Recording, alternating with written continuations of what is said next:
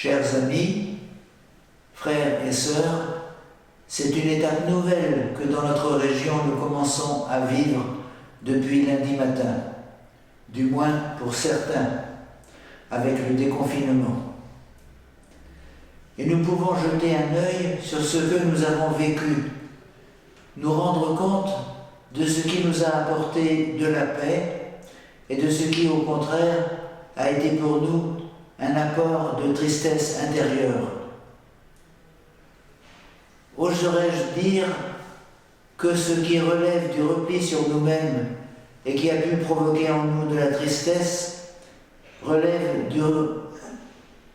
nous faisant perdre de vue la conviction que nous sommes aimés profondément par Dieu, cela qui nous a empêchés de rayonner sa paix, oserais-je dire que cela est en creux le signe discret que nous sommes faits pour vivre en relation et permettre à chacun de vivre profondément grâce à la relation qu'il a avec son entourage proche ou lointain.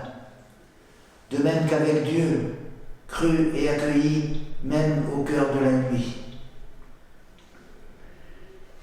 Mais nous avons pu aussi faire l'expérience d'une attention portée aux autres, à la vie du monde, à la réalité de ce que vivent nos contemporains tout proches ou plus lointains. Une attention qui nous a apporté une certaine paix intérieure, comme une sortie de nous-mêmes qui nous a fait du bien et nous a indiqué discrètement que là où se trouve un chemin de vie, dans cette attention portée aux autres et à leur vie, portée à notre vie commune en relation avec tous, proches ou lointains. Ce sont là de petits signes que nous sommes invités à déchiffrer à la lumière de ce que nous révèle l'irruption de Dieu au cœur de nos existences à tous, en la personne du Christ Jésus, mort et ressuscité, lui qui vient répandre son esprit au cœur de toute personne qui veut bien s'ouvrir à son attraction, qu'elle le sache ou qu'elle ne le sache pas, au profond de sa vie. Sur ce fond de tableau, écoutons l'évangile de cette messe du mercredi de la 5e semaine du temps pascal. Évangile de Jésus-Christ selon saint Jean, au chapitre 15. En ce temps-là, Jésus disait à ses disciples : « Moi, je suis la vraie vigne, et mon Père est le vigneron. Tout sarment qui est en moi, mais qui ne porte pas de fruits, mon Père l'enlève. Tout sarment qui porte du fruit, il le purifie en le taillant pour qu'il en porte davantage.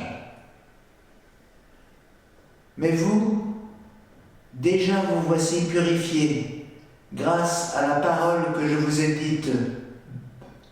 Demeurez en moi, comme moi en vous. De même que le sarment ne peut pas porter de fruits par lui-même s'il ne demeure pas sur la vigne, de même vous non plus, si vous ne demeurez pas en moi. Moi, je suis la vigne, et vous, les sarments. Celui qui demeure en moi et en qui je demeure, celui-là porte beaucoup de fruits. Car en dehors de moi, vous ne pouvez rien faire. Si quelqu'un ne demeure pas en moi, il est comme le sarment jeté dehors, et il se dessèche. Les sarments secs, on les ramasse, on les jette au feu et ils brûlent. Si vous demeurez en moi et que mes paroles demeurent en vous, demandez tout ce que vous voulez et cela se réalisera pour vous. Ce qui fait la gloire de mon Père, c'est que vous portiez beaucoup de fruits et que vous soyez pour moi des disciples.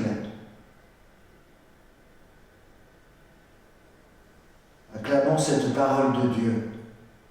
Louange à toi, Seigneur.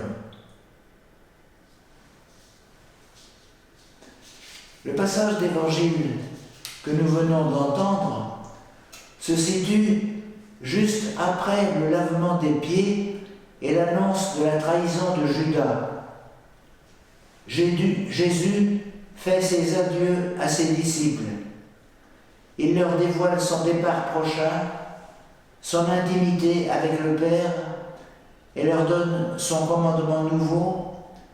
Je vous donne un commandement nouveau, vous aimez les uns les autres comme je vous ai aimés. Comme je vous ai aimés, aimez-vous les uns les autres. Et cela encore, je suis le chemin, la vérité et la vie. Pour Jésus, les réalités qu'il voit autour de lui font penser aux réalités invisibles. Il nous parle donc d'un vigneron, de sa vigne, de ses sarments productifs ou peu productifs, ou pas productifs du tout. Un vigneron, cela lui fait penser à son Père, Dieu son Père et notre Père, le maître de la vigne. Il prend soin de la vigne, il prend soin du peuple de l'Alliance. Mais ce peuple destiné à l'Alliance est large. Jésus, précisément, en ce soir, va donner sa vie pour toute l'humanité, pour que toute l'humanité soit irriguée par son esprit. Toute l'humanité est appelée à l'Alliance. Une vigne. La vigne, c'est lui, Jésus. C'est la seule véritable, la vraie. C'est toute l'humanité appelée à être irriguée de son esprit. Elle est composée des ceps qui portent les sarments. Quand ceux-ci ne donnent aucun raisin, on les coupe et on les jette. Quand ils portent du fruit, on les émonde de telle sorte qu'il en soit produit encore davantage, le plus possible.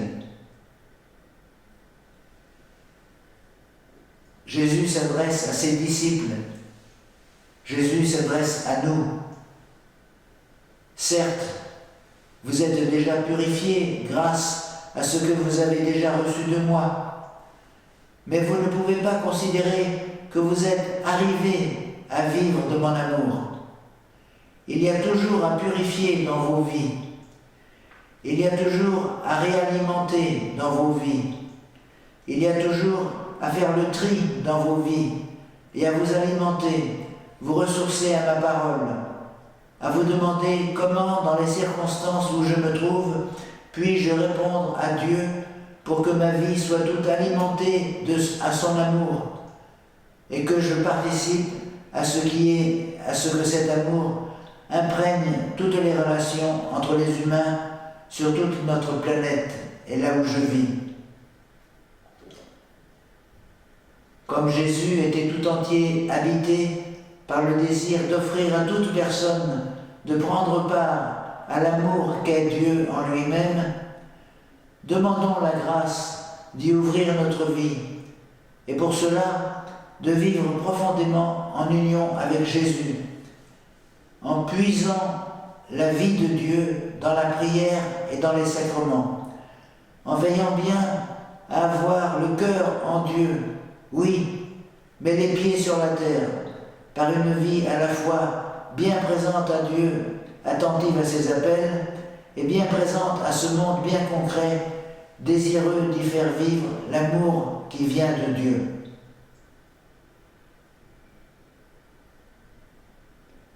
Je peux prendre un temps de prière personnelle.